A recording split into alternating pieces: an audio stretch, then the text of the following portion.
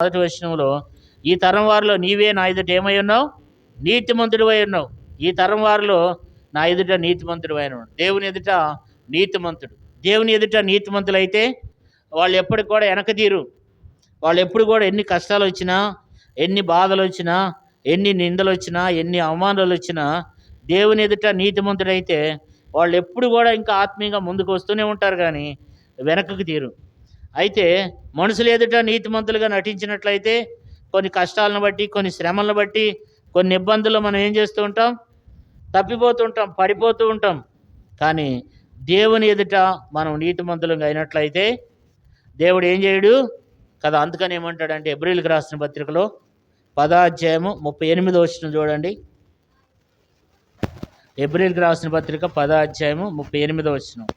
నా ఎదుట నీతిమంతుడైన వాడు విశ్వాసంగా మూలంగా జీవించును, కానీ అతడు వెనుక తీసిన యెడల అతని యందు నా ఆత్మకు సంతోషం ఉండదు. కాబట్టి నా ఎదుట నీతిమంతుడైన వాడు విశ్వాస మూలంగా జీవిస్తాడు.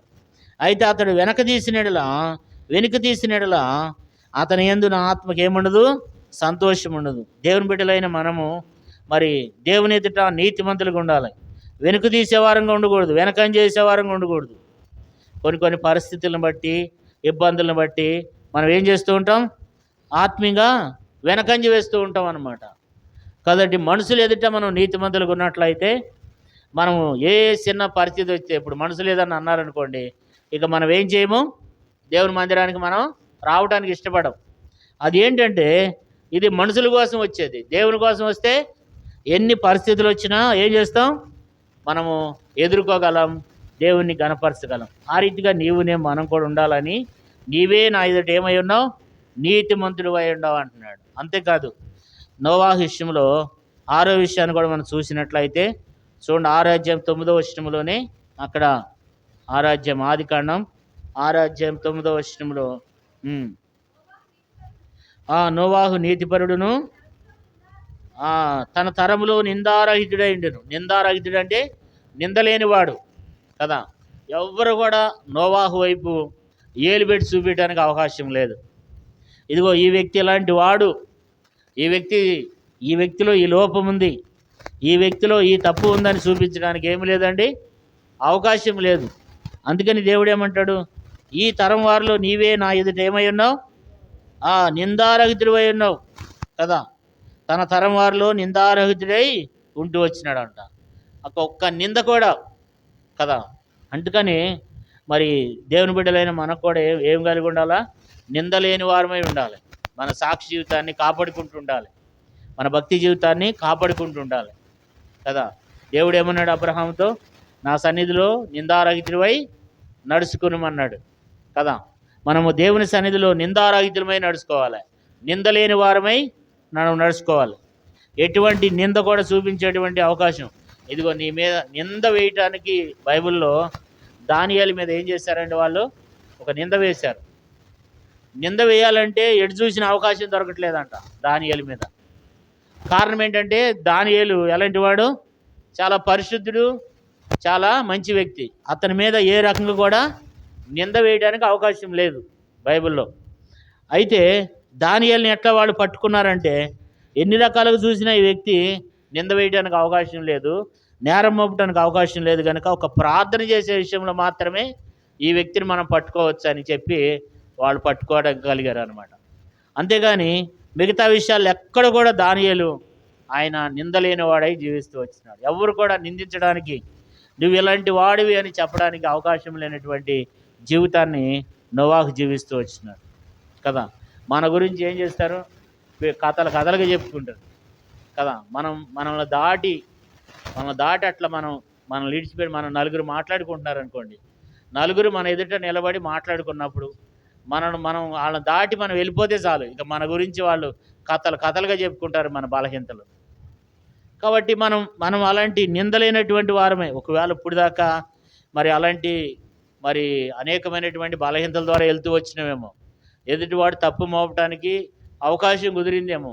అయితే ఈ రోజు నుంచి అయినా సరే దేవుడు ఏమంటాడంటే, ఆ నిందారహితుడంగా మనము నడుచుకోవాలి కదా. అలాంటి నిందారహితుడంగా మనం నడుచుకోవాలి. ఈ తరం వారిలో నిందారహితుడు అయి ఉన్నావు అని చెప్పి దేవుడు మాట్లాడుతున్నాడు. తర్వాత ఏంటంట, అతడు దేవునితో కూడా, నోవాహు దేవునితో కూడా నడిచినవాడు, దేవునితో కూడా నడిచిండంట.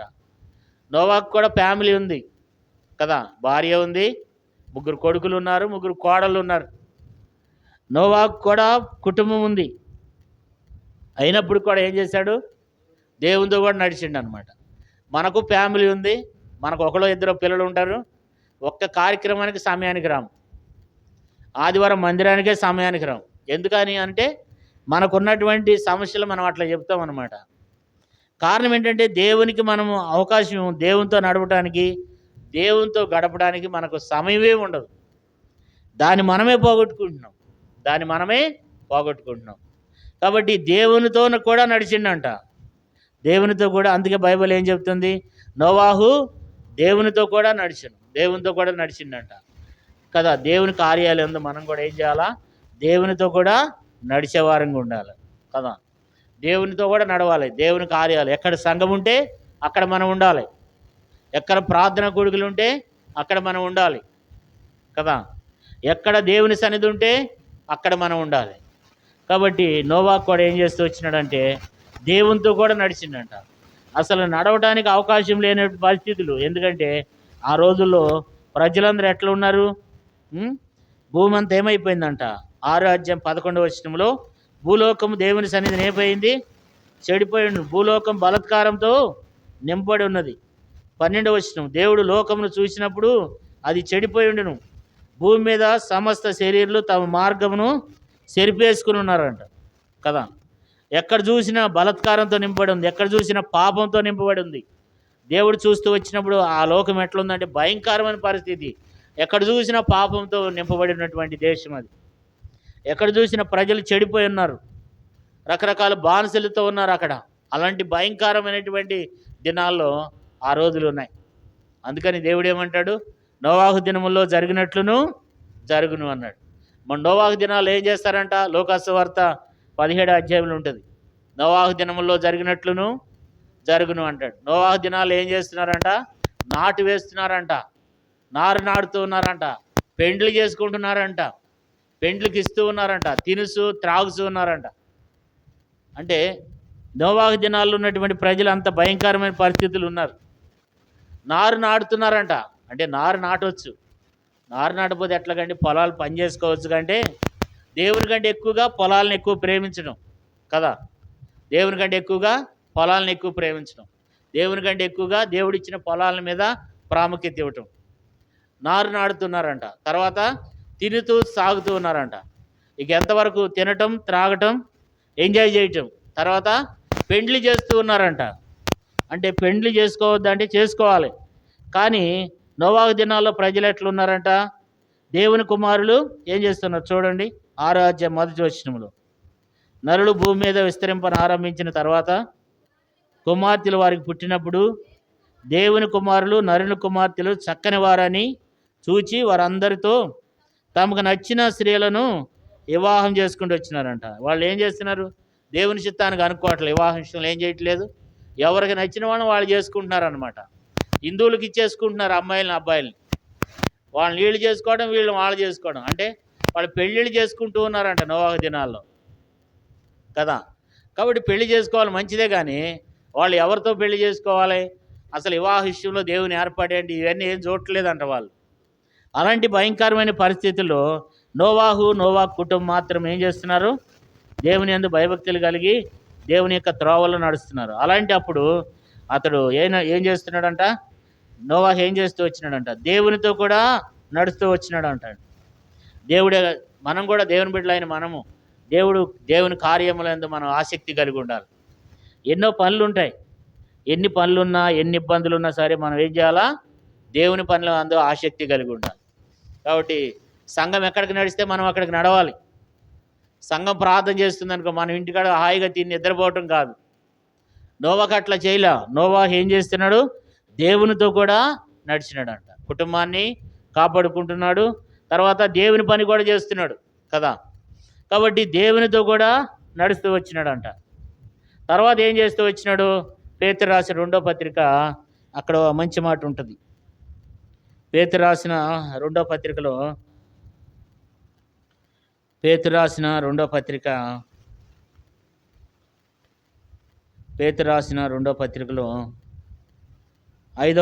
రెండో పత్రిక 2వ అధ్యాయం 5వ వచనం. పేతురు రాసిన రెండో పత్రిక 2వ అధ్యాయం 5వ వచనం. మరియు ఆయన పూర్వకాలముంద లోకమును విడిచిపెట్టక భక్తిహీనుల సమూహం మీదకి జలప్రళయము రప్పించినప్పుడు నీతిని ప్రకటించిన నోవాహును మరి 7గురును కాపాడెను. ఇక్కడ మనం చూసినట్లయితే నీతిని ప్రకటిస్తూ వచ్చినాడంట. ఏం చేస్తూ వచ్చినాడు? నీతిని ప్రకటించాడు. దేవుని సువార్తను చెప్పాలి, దేవుని రాజ్యం గురించినటువంటి మాటలు చెప్పాలి, దేవుని సువార్తను అనేక మందికి తెలియచేయాలి. ఎన్ని రోజులు తెలియజేసినాడు? ఎన్ని రోజులు సువార్త చెప్పినాడంట? 120 సంవత్సరాలు సువార్త చెప్పినాడు. వాళ్ళు విన్నా వినకపోయినా, వాళ్ళు పట్టించుకున్నా పట్టించుకోకపోయినా దేవుని సువార్తను ప్రకటించారంట. దేవుని సువార్తను ప్రకటిస్తుంటే అనేక మంది వెగతాలు చేసినారు. అమ్మా, ఇదిగో భూమి మీదకి జలప్రళయం రాబోతుంది, దేవుడంట 40 రాత్రింబగళ్ళు ప్రచండమైన వర్షాన్ని దేవుడు కుమ్మరించబోతున్నాడు, మీరందరూ వాడలోకి రండి, నేను ఇదిగో మన పట్టణంలో వాడను తయారు చేస్తున్నాను, కాబట్టి ఈ వాడలోకి మీరు అందరు రావాలని చెప్పి పెద్ద వాడను తయారు చేస్తున్నాడు. 3 అంతస్తుల వాడను తయారు చేస్తున్నాడు. తయారు చేస్తుంటే కొంతమంది ఏమన్నారంటే, అందరు నవ్వుతున్నారు, వర్షం వస్తుందా? ఎందుకు నవ్వుతున్నారు వాళ్ళంతా? ఎందుకు అపహాస్యం చేస్తున్నారంటే ఎప్పుడు కూడా వాళ్ళు వర్షాన్ని చూడలేదు. కాబట్టి నోవాహు కూడా ఏం చేస్తూ వచ్చినాడు? దేవుని యొక్క సువార్తను ప్రకటించాడు అనమాట. దేవుని యొక్క సువార్తను ప్రకటిస్తూ ఏం చేశాడు? అనేక మందికి దేవుని సువార్తను ప్రకటించాడు. మనం కూడా ప్రభు శరీరంలో రక్తంలో పాలు పొందే మనం కూడా ఆయన వచ్చే వరకు ఆయన మరణాన్ని ఏం చేయాలంటండి? ప్రచురించాలి. ఎబ్రిల్కి రాసిన 11వ అధ్యాయంలో ఉంటుంది. అంటే 1 కొరింథీ 11వ అధ్యాయంలో ఏముందంటే, ఆ ప్రభు వచ్చే వరకు ఆయన మరణాన్ని ఏం చేయాలి? మనం ప్రచురించాలి. ప్రభు శరీరంలో రక్తంలో పాలు పొందుతున్న మనము ఆయన వచ్చే వరకు కూడా ఆయన మరణాన్ని ప్రచురించాలి. ఒక్కరికైనా దేవుని సువార్తను చెప్పాలి. కనీసం వారానికి ఒక్కరికైనా దేవుని సువార్తను చెప్పాలి. సువార్త చేయాలి. సువార్త భారం మనం కలిగి ఉండాలి. సువార్త అనేది మనకి చాలా అవసరం కదా. దేవుని ప్రజలకు ఆ మాటలు చెప్పేటువంటి ఆ స్థితిలోనికి మనం రావాలి. ఒకవేళ మనకు మైక్ ఇచ్చినా సరే సువార్త చెప్పాకంటే టక దేవుని సువార్తను చెప్పగలగాలి కదా. విడిగా కూడా ఏం చేయాలా? మనకు కనపడినప్పుడు మన బంధువులకి, మన రక్త సంబంధికులకి, మన అన్నదమ్ములకి, మన అక్క చెల్లెళ్ళకి, మన బంధువులకి, లేదా మనతో పాటు పనిచేస్తున్న వారికి, మనతో పాటు తిరుగుతున్నటువంటి వారికి, మనకు తెలిసినటువంటి వారికి, మన స్నేహితులకు, మన రక్త సంబంధికులకి మనం ఏం చేయాలి? సువార్తను ప్రకటించాలి. ఈ గ్రామంలో సువార్త కంటే పరుగులు తీయాలి. మనం సువార్త ప్రకటిద్దాం. మరి ఈ గ్రామంలో సువార్త చేద్దామంటే, అన్న మేమందరం వచ్చేస్తామంటే, ఈ గ్రామంలో మన చుట్టుపక్కల ప్రాంతంలో అన్ని చోట్ల ప్రతి ఆదివారము సువార్త ప్రకటించవచ్చు. కానీ మనకు ఆ భారం ఎక్కడుంది కదా. అందుకని పౌలు అంటాడు, సువార్త ప్రకటింపవలసిన భారం నా మీద మోపబడి ఉంది.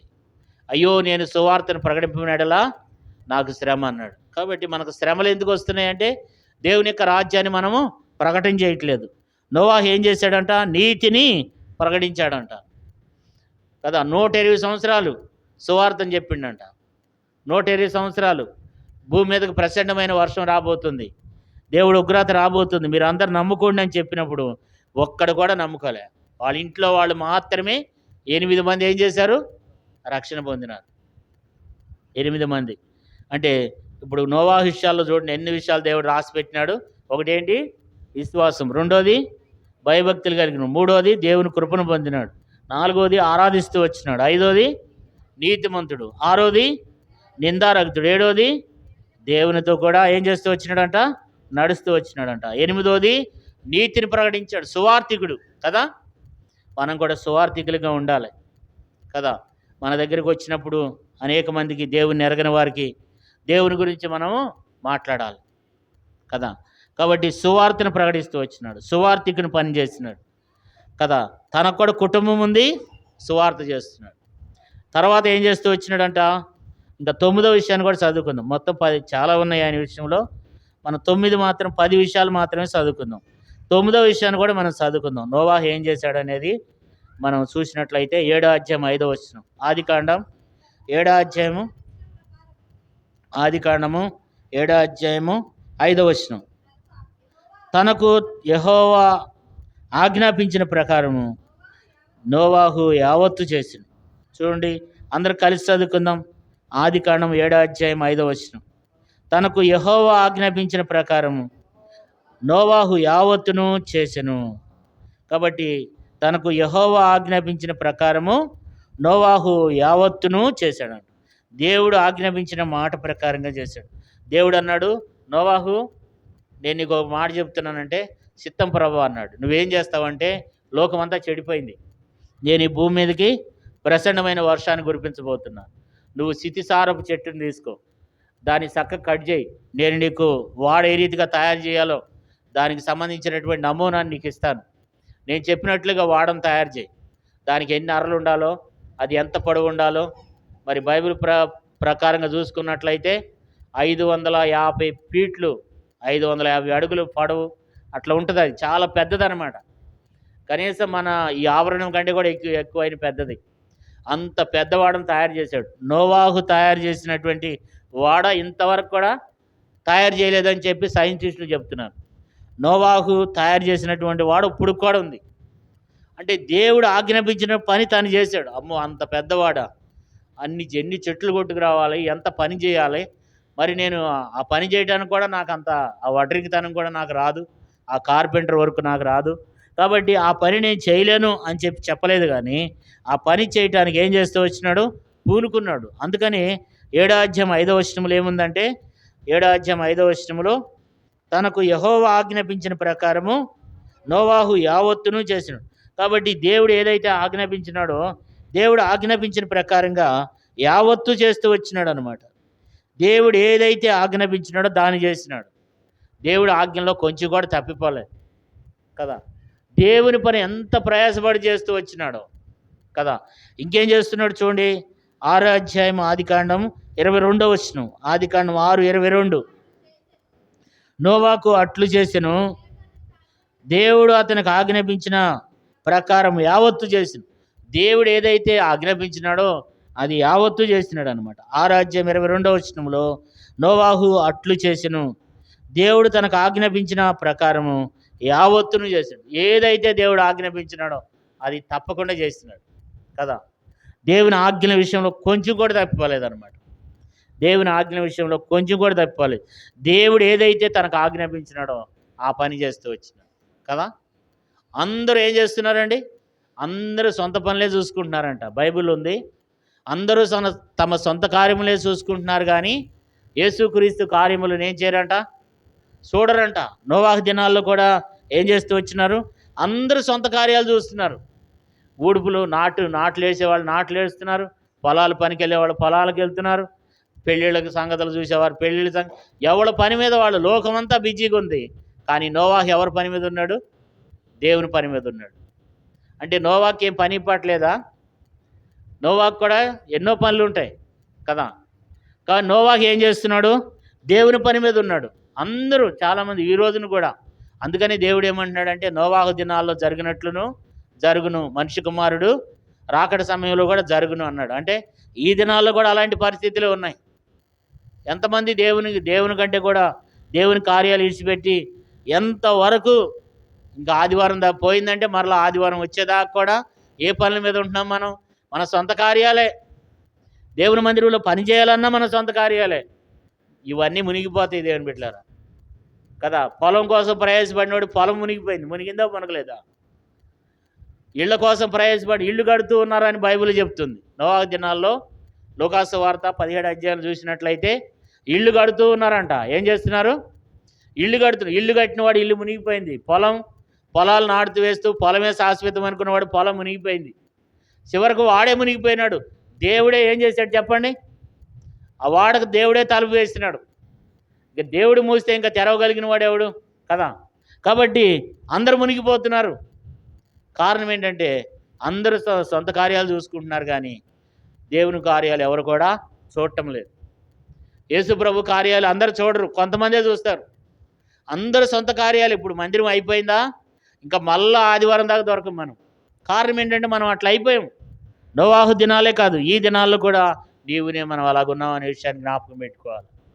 ఎందుకంటే అయ్యా ఇదిగో దేవుని మందిరంలో ఈ పని ఉందంటే ఇంకా మనం వెళ్ళిపోతాం, ఇంకా మనం ఏం పట్టించుకోము. ఇక ఎందుకు, మనకు మన పనులు ముఖ్యం, మనం తినేది ముఖ్యం, మన పనుల విషయం మనకు ముఖ్యం, మన పనులు కూడా చేసుకోవాలి. దేవుని మందిరానికి రమ్మంటే, గృక్కుడికి రమ్మంటే ఏమంటారు? ఆ బైబిల్లో ఉంది, మత్తయి సువార్తలో ఒకడన్నాడంట, నేను ఎడ్లను కొన్నాను, చూడటానికి వెళ్తున్నాడంట. ఎడ్లను కొన్న తర్వాత చూడటానికి వెళ్తున్నాడంట. ఎవరన్నా చూసిన తర్వాత కొంటారు కదా, కానీ వాడు ఏం చేస్తున్నాడు, దాన్ని కొన్నాడంట, కొనిన తర్వాత చూడటానికి వెళ్తున్నాడు. ఇంకోడు అన్నాడు, నేను వివాహం చేసుకోవాలి కాబట్టి నేను వివాహం చేసుకుంటానికి వెళ్తున్నానని ఇంకొకడు అన్నాడు. ఇంకోడు అన్నాడు, అయ్యా నాకు కుదరదు, నాకు ఎన్నో పనులు ఉన్నాయి అన్నాడు. కాబట్టి రకరకాలుగా దేవుని పనులంటే, దేవుని కార్యాలంటే ఎంతో మనం అశ్రద్ధ కలిగి ఉంటాం. దేవుని బిడ్డలారా, ఎవరు దేవుని పనులంటే, దేవుని కార్యాలంటే పట్టించుకోని రోజులు ఈ రోజుల్లో కూడా. ఆదివారం రావటమే గొప్ప, ఆదివారం దేవుని మందిరానికి రావటమే ఎక్కువ. ఇంకా అంతేకాదు, మన ఫీలింగ్ ఏంటి చెప్పనా, ఆదివారం రావటమే నేను ఎక్కువైన భక్తి చేస్తున్నాం అనే ఫీలింగ్లో ఉంటాం మనం. ఆదివారం రావటమే దేవునికి ఎంతో మనం లాభం చేస్తున్నాం అన్నట్లుగా మనం ఫీల్ అవుతాం కదా. దేవుని సేవకులు దేవుని మందిరానికి రావాలి, దేవునికి లోబడి ఉండాలి, దేవుని కార్యములు అని అంటే మాకేదో ప్రయోజనమైనట్టుగా మాట్లాడుకుంటారు, మాకేదో ప్రయోజనకరం అన్నట్లుగా. దేవుని మందిరాన్ని విడిచిపెట్టకూడదు, దేవుని సన్నిధిని విడిచిపెట్టకూడదు అని చెప్తున్నప్పుడు అదేదో మాకు ప్రయోజనకరంగా ఉన్నట్లుగా, మా మేలు కొరకు చెప్పినట్లుగా ఫీల్ అవుతూ ఉంటారు. నోవాహు దినాల్లో కూడా అట్లా జరిగింది. నోవాహు ప్రకటన చేసినాడంట, ఇదిగో దేవుని యొక్క రాకడ రాబోతుంది, దేవుని యొక్క ప్రచండమైన వర్షం కురవబోతుంది, మనం ఇవన్నీ మునిగిపోతాయి, పర్వతాలు మునిగిపోయినాయి అంట. విస్తారమైన ప్రజలు ఎంతోమంది అందులో పడి చనిపోయి కులిపోయినారు.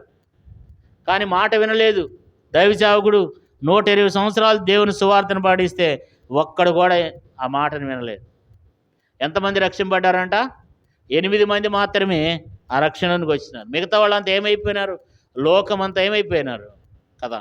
కాబట్టి దేవుని బిడ్డలైన వారు మనం ఆ రీతిగా మనము నోవాహు వలె నడుచుకోవాలి. నోవాహు ఏం చేస్తూ వచ్చినాడంట? నీతిని అనుసరిస్తూ వచ్చినాడంట కదా. తర్వాత నోవాహు ఏం చేస్తూ వచ్చినాడు? దేవుని ఆజ్ఞల ప్రకారం దేవుడు ఏది చెప్తే అది చేస్తున్నాడు. అది యావత్తు చేసినాడంట.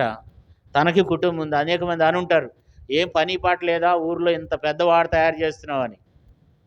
కానీ వాళ్ళతో పాటు వాళ్ళ పిల్లలు కూడా సహకరించినారు. దేవుని మందిరంలో పని అంటే పిల్లలు సహకరించాలి, పెద్దవాళ్ళు సహకరించాలి, ప్రతి ఒక్కరూ దేవుని పని కొరకు రావాలన్నమాట, సువార్త ప్రకటించే విషయంలో కానీ. కాబట్టి నోవాహు ఏం చేస్తూ వచ్చినాడంట? నోవాహు దేవుని ఆజ్ఞల ప్రకారంగా ఏం చేశాడు? జీవిస్తూ వచ్చినాడు కదా. ఇంకా చివరిది మనం చూసినట్లయితే హెబ్రీయులకు రాసిన పత్రిక 10వ విషయం కూడా మనం చదువుకుందాం. హెబ్రీయులకు రాసిన పత్రిక 7వ అధ్యాయము, హెబ్రీయులకు రాసిన పత్రిక 11వ అధ్యాయము, క్షమించండి 11వ అధ్యాయము 7వ వచనం. హెబ్రీ 11వ అధ్యాయం 7వ వచనం. విశ్వాసమును బట్టి నోవాహు అది వరకు చూడని సంగతులను గురించి దేవుని చేత హెచ్చరింపబడి భయభక్తులు గలవాడై తన ఇంటి వారి రక్షణ కొరకు ఒక ఓడను సిద్ధపరిచాడు. నోవాహు ఏం చేస్తూ వచ్చినాడు? తన ఇంటి వారి కొరకు ఎంతో ప్రయాసపడుతూ వచ్చినాడు. నా ఇంటి వారు అన్న రక్షణ పొందాలి. నా ఇంటి వారు మొట్టమొదటి మనం చాలాసార్లు నోవాహుకి మనకున్నటువంటి తేడా ఏంటి చెప్పమంటారా? మన ఇంటి వారికి మనం సువార్త చెప్పం, మన ఇంటి వాళ్ళు మనం తీసుకురాం. అందరికీ సువార్త చెప్తాం మనం. అందుకని నోవాహుకి మనకు అంత తేడా ఉంది. మన ఇంట్లో మన భార్య రాదు, మన భర్త రాడు, మన పిల్లలు రాడు కదా. మన కుటుంబం రక్షింపబడలేదు, పేరుకు నీతిమంతులం కదా. తల్లిదండ్రులు ఏమో దేవుని మందిరంలో ఉంటే పిల్లలేమో లోకంలో ఉంటారు, పిల్లలేమో దేవుని మందిరంలో ఉంటే తల్లిదండ్రులు లోకంలో ఉంటారు. ఇట్లా ఉంటాం మనం. కుటుంబం అంతా రక్షణ పడదు, కుటుంబం కొరకు పోరాడాడు. 10వ విషయం ఏంటంటే తన కుటుంబం కొరకు ఏం చేస్తూ వచ్చినాడంట? తన కుటుంబానికి ఒక రక్షణ అనేది సిద్ధపరిచినాడు. ఈ దినాలు ఎంతమంది ఉంది చింత? ఎంతమందికి ఆ చింత ఉంది? అరే నా ఇంట్లో నా భర్త రక్షింపబడలేదు, నా పిల్లలు రక్షింపబడలేదు, నా భర్త దేవుని మందిరానికి రాడు, నా భార్య ఇంకా దేవుని మందిరానికి రావట్లేదు, ఇంకా నా భార్య ఆత్మీయంగా ఎదగలేదు, నా పిల్లలు రక్షింపబడలేదు, రేపు చనిపోతే ఎక్కడికి పోతారనేటువంటి చింత మనకుందా? ఆ చింత మనకు లేదు. మన ఇంట్లో వాళ్ళని తీసుకురాం కానీ అందరూ ఏం సంఘం ఇది, బేతనీ సంఘం అంతా మన దగ్గరే ఉండాలి అని కోరుకుంటాం. అందరినీ మనం ఏం చేస్తాం? అందరినీ మనం కౌన్సిలింగ్ చేస్తాం. ఒక్క ఆదివారం మనం మందిరానికి ఎవరైనా రాకపోతే ఏంటమ్మా మందిరానికి రాలేదని అడుగుతాం. మన ఇంట్లో వాళ్ళు మాత్రం ఒక్కరు రారు. మన ఇంట్లో వాళ్ళకి ఆ రక్షణ అవసరం లేదు, మన ఇంట్లో వాళ్ళకి దాని గురించినటువంటి అవగాహన అవసరం లేదు. కానీ ఇతరులకు మాత్రం మనం బ్రహ్మాండంగా చెప్తాం. ఇలాంటి జీవితాన్ని మనం మన కుటుంబం కొరకు ఏం చేయాలి చెప్పండి? వాడని సిద్ధపరచాలి. మన కుటుంబం అంతా ఎక్కడ కనపడాలి? దేవుని సన్నిధిలో కనపడాలి. కుటుంబంగా భార్యాభర్తలు ఇద్దరు పిల్లలు కుటుంబంగా ఎక్కడ కనపడాలా? దేవుని సన్నిధిలో కనపడాలి. దేవుని రక్షణ అనేటువంటి వాళ్ళలోనికి రావాలి. వారి కొరకు ప్రయాసపడాలి, కష్టపడాలి, భారంతో దేవుని సన్నిధికి రావాలి. అలాంటి అనుభవంలోకి నీవునే మనం రావాలి. వాళ్ళ కొరకు మనం కన్నీళ్ళు గార్చి వాళ్ళ కొరకు మనం ప్రార్థన చేయాలి. ఒక్క రోజు మన భర్త పనికి వెళ్ళకపోతే మనం ఎంతో గోజాడతాం. ఒక వారం రోజులు కనుక ఆయన మంచిగా తిని ఇంటికాడ పండుకుంటే మనం ఎంత గోజాడతామో, ఈ వారం అంతా పనికి వెళ్ళలేదు నువ్వని. కానీ దేవుని మందిరానికి నెలల తరబడి రాకపోయినా వాళ్ళు మనం పట్టించుకో. కారణం ఏంటంటే మన ఇంటి వారి రక్షణ గురించి మనకు చింత లేదు, మన ఇంటి వారి గురించి మనకు చింత లేదు కదా. మనం వచ్చాం చాలు, నేను వచ్చే చాలు, నా ఇంట్లో నేనున్నా చాలు. ఇట్లా దునియా మొత్తం ఇట్లా తయారైపోతున్నారు. కాబట్టి బైబిల్ ఏం చెప్తుంది? తన ఇంటి వారి కొరకు ఏం చేస్తూ వచ్చినాడంట? తన ఇంటి వారి రక్షణ కొరకు ఏం చేశాడు నోవాహు? ఒక వాడను సిద్ధపరిచినాడు. నీ ఇంటి వారు రక్షణ పొందినారా? నీ ఇంటి వారు మారుమనసు పొందినారా? నోవాహు కుటుంబం ఏం చేస్తుందంట? నోవాహును తన కుటుంబీకులందరూ ఎక్కడికి వెళ్ళినారు? ఆ వాడలోనికి వెళ్ళినారు. ఈ దినాన మనం రక్షింపబడి మనం పరలోక రాజ్యానికి వెళ్ళి మన పిల్లలు నరకానికి వెళ్తే దేవుడు మనల్ని అడగడా? మన పిల్లల చదువుల విషయంలో ఉన్నటువంటి శ్రద్ధ దేవుని భక్తి విషయంలో లేదు. పిల్లలను మంచి మంచి చదువులు చదివించాలని ఆశపడతాం. వాళ్ళని ఇంకా ఉన్నత చదువులు చదివించాలి, వాళ్ళు ఇంకా మంచి మంచి కాలేజీలు వేయాలి, మంచి మంచి హాస్టల్లో పెట్టాలి, వాడికి మంచి మార్కులు రావాలి, ఇవన్నీ ఆలోచిస్తున్నాం. కానీ నా కుమారుడికి కంఠత వాక్యాలు రావు, పాటలు రావు, దేవుని విషయంలో వాడికి సరిగా తెలియదు, దీని గురించి మనకు చింత ఉండదు. చదివించుకోవాలి మంచిదే, కానీ మనం పిల్లల విషయంలో మన కుటుంబ విషయంలో మనం ఎంత బాధ్యత వహిస్తున్నాం నోవాహుని బట్టి మనం నేర్చుకోవాలి. మరి యెహోషువ అంటాడు, నేనును నా ఇంటి వారును యెహోవాను సేవించేదాం. కాబట్టి కుటుంబంగా దేవుని ఆరాధించాలి, కుటుంబంగా దేవునికి లోబడాలి. ఒకవేళ లోబడకపోతే వాళ్ళ కొరకు మనం పోరాడాలి, వాళ్ళ కొరకు మనం గోజాడాలి, దేవుని మందిరానికి వాళ్ళని తీసుకురావాలి కదా. చాలామంది తల్లిదండ్రులు వస్తారు, పిల్లల్ని ఇంటికాడ ఇడిచిపెట్టి వస్తారు. ఇట్లా చాలామంది చాలా సంఘాలు ఇట్లా ఉంటారన్నమాట. కారణం ఏంటంటే ఇక నేను ఒక్కడిని వెళ్తే చాలు, మా ఇంట్లో నేను వెళ్తే నన్ను బట్టి దేవుడు మా ఇంట్లో వాళ్ళందరినీ రక్షించుకుంటాడు అనేటువంటి అదొక అపోహ.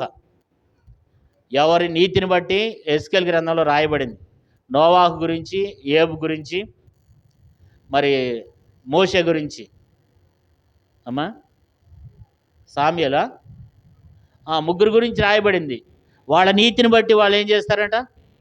వాళ్ళు రక్షింపబడతారంట. అంటే మన నీతిని బట్టి మనం రక్షింపబడతాం. అయితే మన పిల్లలను మనం ఎక్కడ తీసుకురావాలా? దేవుని సన్నిధికి తీసుకురావాలి. కుటుంబంగా దేవుని సన్నిధికి తీసుకురావాలి. మనము మన ఇంటి వారందరూ ఏం చేయాలి? దేవుని యందు భయభక్తులు కలిగి ఉండాలి.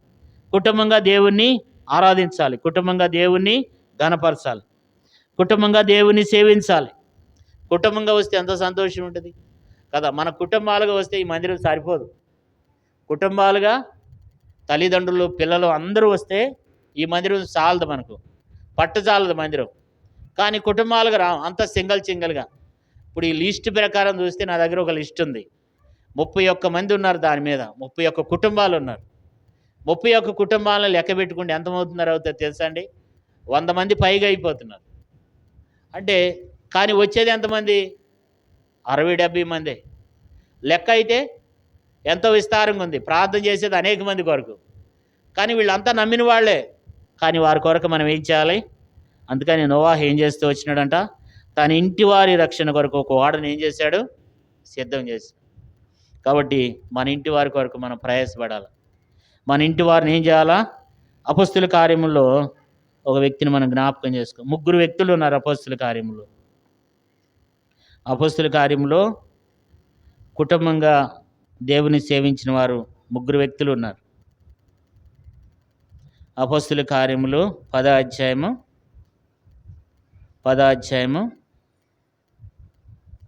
2వ వచనం. అతడు తన ఇంటి వారితో కూడా దేవుని యందు భయభక్తులు గలవాడై ఉండి బహుధర్మం చేసు ఎల్లప్పుడూ దేవునికి ప్రార్థన చేసుండేవాడు. కాబట్టి కుటుంబంగా వాళ్ళు ఏం చేస్తూ వచ్చినారు? దేవుని సేవిస్తూ వచ్చినారు. తన కుటుంబం అంతా దేవుని వాక్యం విని కుటుంబం అంతా కూడా ఏం చేయబడుతూ వచ్చినారు? రక్షింపబడుతూ వచ్చినారు. ఇంకొక విషయాన్ని కూడా జ్ఞాపకం చేసుకుని చూడండి. 16 అధ్యాయం అపోస్తుల కార్యములు 16 అధ్యాయంలో ఇద్దరున్నారు. అపోస్తుల కార్యములు 16:15 వచనం. 16:15. ఆమెయు ఆమె ఇంటి వారును బాప్తిసం పొందినప్పుడు ఆమె, నేను ప్రభువునందు విశ్వాసం కలదానని మీరు ఎంచితే నా ఇంటికి వచ్చి ఉండుడని వేడుకొని మమ్మల్ని బలవంతం చేశాను. ఇంకొక ఆయన వ్యక్తి కూడా ఉన్నాడు. ఇదే 16 అధ్యాయంలో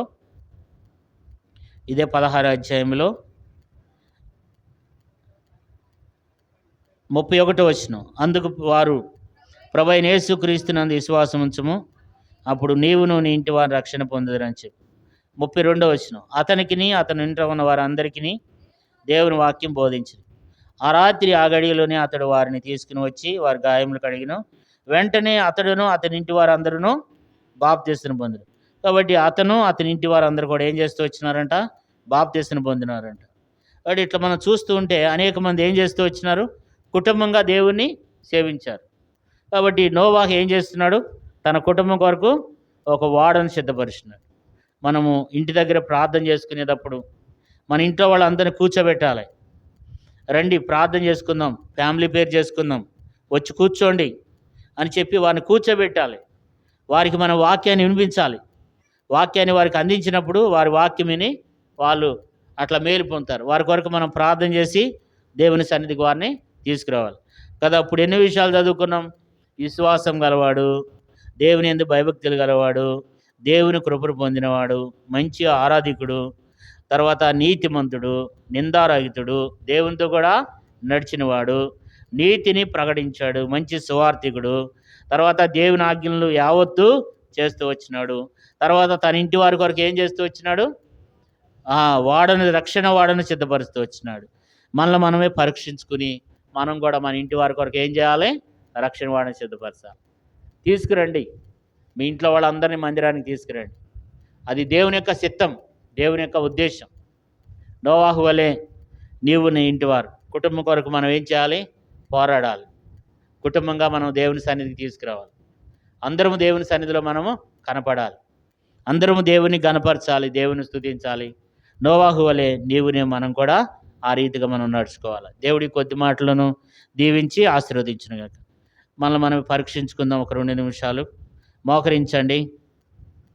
మోకరించగలిగిన వాళ్ళు దేవుని సన్నిధిలో మనము మోకరిద్దాం, ప్రార్థన చేద్దాం, ఒప్పుకుందాం, సిద్ధపడదాం, సరి చేసుకుందాం, మనల్ని మనమే పరీక్షించుకుందాం. భక్తుల యొక్క జీవితాన్ని మనం పోల్చుకుందాం. ఆ నీతిమంతుల గురించి దేవుడు కొత్త నిబంధనలో పాత నిబంధనలో కూడా రాసిపెట్టాడు. పాత నిబంధనలు ఉన్నవి కొత్త నిబంధనలో రాశాడు. ఎందుకు అనంటే యుగాంతమందున్న మనకు బుద్ధి కలగటానికి, దేవుడు మనకు బుద్ధి కలిగించడానికి దేవుడు మాట్లాడుతూ వచ్చినాడు. 10 విషయాలు దేవుడు మాట్లాడుతూ వచ్చినాడు. 10 విషయాల్లో ఏదో ఒక విషయం ద్వారా దేవుడు నీతో మాట్లాడి ఉంటాడు. మరి నీ సంగతి ఏంటి? ప్రభు వచ్చినప్పుడు నువ్వు ఎత్తబడతావా? నోవాహుని గురించి దేవుడు మాట్లాడుతూ వచ్చినాడు. నోవాహు ఎంతో దేవుని యందు విశ్వాసం కలిగిన వాడే. అది వరకు చూడని సంగతులను నమ్మినాడు, విశ్వాసం కలిగి జీవించాడు. కాబట్టి దేవుని యందు భయభక్తులు కలిగి జీవిస్తూ వచ్చినాడు. అందుకని దేవుని యొక్క కృపను పొందుకోగలిగినాడు. ఎంతో దేవుని ఆరాధిస్తూ వచ్చినాడు. పవిత్రమైన జీవితాన్ని కలిగి దేవుని ఆరాధించినప్పుడు దేవుడు ఎంతో ఆరాధన ఆజ్ఞానించినాడు. కాబట్టి మనం ఎలాగున్నాము? దేవుని దగ్గర నువ్వు కడాలండి విశ్వాసం కలిగి ఉండాలని, మనం కూడా దేవుని యందు భయభక్తులు కలిగి ఉండాలని, దేవుని కృపను మనం పొందుకునే వారంగా ఉండాలని, దేవుని ఎంతో మనం గణపరిచే వారంగా ఉండాలని, నీతిమంతులంగా ఉండాలని, నిందారహితులంగా ఉండాలని, దేవునితో నడిచేవారంగా, మనకి ఎన్ని పనులు ఉన్నప్పటికీ దేవుని కార్యములు యందు దేవునితో నడిచేవారంగా, మరి దేవుని యొక్క వాక్యాన్ని, సువార్తను, నీతి వాక్యాన్ని అనేక మందికి సువార్థికులముగా దేవుని మాటలను తెలియచేసేవారంగా, దేవుని ఆజ్ఞల ప్రకారం నడుచుకునేవారుగా నోవాహు యావత్తు చేస్తూ వచ్చినాడంట. తర్వాత నోవాహు తన ఇంటి వారి కొరకు ఒక గొప్ప వాడను తయారు చేశాడు, రక్షణ వాడ. తన ఇంటి వారందరినీ రక్షించుకున్నాడు. నీ సంగతి ఏంటి? నీ ఇంట్లో రక్షణ పొందినారా? ఇంకా మారుమనసు పొందినారా? ఇంకా నీ ఇంట్లో వాళ్ళ సంగతి ఏంటి? నువ్వు వచ్చి ఆరాధించి వెళ్ళిపోతే అయిపోతుందా? నువ్వు వస్తే అయిపోతుందా? ఇంట్లో వాళ్ళందరూ ఏరి. కాబట్టి దేవుడు ఒక దినాన్ని అడుగుతాడు. వాళ్ళు నశించి నరకానికి వెళ్తే వాళ్ళని గూర్చి దేవుడు నిన్ను లెక్క అడుగుతాడు. వాళ్ళు నరకానికి వెళ్తే, నువ్వు పరలోకానికి వెళ్తే దేవుడు నిన్ను లెక్క అడుగుతాడు. కాబట్టి మనల్ని మనమే పరీక్షించుకుని, ప్రభా నేను ఎంతో అవిధేయుడును, అవిధేయురాలనయ్యా, మీ వాక్యానికి లోబడిన వాళ్ళని దానను, లోబడిన వాళ్ళని వాడునయ్యా. నాలో నాయన నోవాహులు ఉన్నటువంటి లక్షణాలు నాలో లేవు. నన్ను క్షమించయా. నోవాహు వలె నన్ను కూడా సిద్ధపరచండి. నోవాహుని ఏ రీతిగా ప్రభా భూమి మీద సిద్ధపరుస్తూ వచ్చినావు, నోవాహు ఎలాంటి జీవితాన్ని జీవిస్తూ వచ్చినాడో నేను కూడా అలాంటి జీవితాన్ని జీవించడానికి నాకు కూడా సహాయం చేయమని ప్రభు సన్నిధిలో మనం పశ్చాత్తాపంతో మనం ప్రార్థన చేద్దాం. నోవాహు జీవితాన్ని దేవుడు మన ముందు పెడుతూ వచ్చినాడు. మనమే పరీక్షించుకుని ప్రభు యొక్క శరీరంలో, రక్తంలో యోగ్యమైన రీతిలో మనం పాలు పొందాం. మీరు అలాగే ప్రార్థనలో ఉండండి. మీరు కళ్ళిదేరి చూడొద్దు. ఇది చాలా గంభీరమైన సమయం. దేవుని యొక్క ఆత్మ, యేసుప్రభు వారి యొక్క ఆత్మ మన మధ్యన సంచరించినప్పుడు, దేవుని ఆత్మ మన మధ్యన ఉన్నప్పుడు ఒప్పుకునే సమయంలో అటు ఇటు చూడొద్దు. నీ హృదయాన్ని కఠినపరచుకోవద్దు. పశ్చాత్తాపంతో ఒప్పుకో. దేవుడు నీ అందుకు కనికరపడతాడు. దేవుడు నిన్ను దీవిస్తాడు, ఆశీర్వదిస్తాడు. దేవుని దగ్గర ఒప్పుకుని ప్రార్థనలో ఉండండి. ప్రభు యొక్క శరీరంలో, రక్తంలో మనం పాలు పొందాం.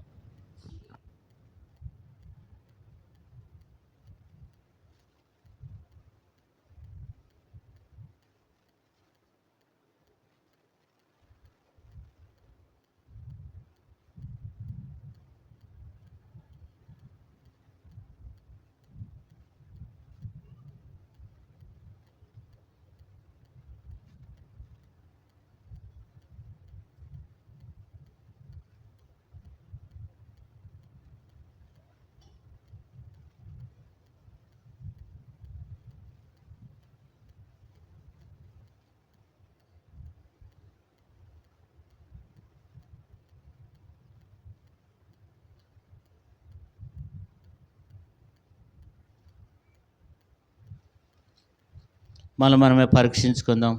నేను మీకు అప్పగించిన దాని ప్రభావాలను పొంది తిని, ప్రభు అయిన యేసు తాను అప్పగింపటి రాత్రి ఒక రొట్టెని ఎత్తుకుని కృతజ్ఞతాస్తుతులు చెల్లించి దాన్ని విరిసి, ఇది మీ కొరకైన నా శరీరము, నన్ను జ్ఞాపకం చేసుకున్నట్టుకై దీన్ని చేయడి అని చెప్పాను. ప్రేమగల మా తండ్రి, పరిశుద్ధమైన దేవ, దయగలిగిన మా గొప్ప తండ్రి, యేసుక్రీస్తు వారి ఘనమైన నామమును బట్టి ప్రార్థన చేస్తున్నాం. నోవాహుని మా గమ్యానికి తీసుకుని వచ్చినావు తండ్రి. నోవాహు వంటి జీవితం నాయన నాలో లేదని దేవా, మరి తండ్రి నోవాహు యావత్తు చేస్తూ వచ్చినాడు. కానీ ప్రభా, మీరు కోరిన రీతిలో నేను లేనని ఒప్పుకుంటున్నాను. నన్ను క్షమించిన ఆయన కూడి వచ్చిన నీ ప్రజలు కూడా దేవా, మరి తండ్రి నోవాహు వంటి జీవితం అయ్యా, మరి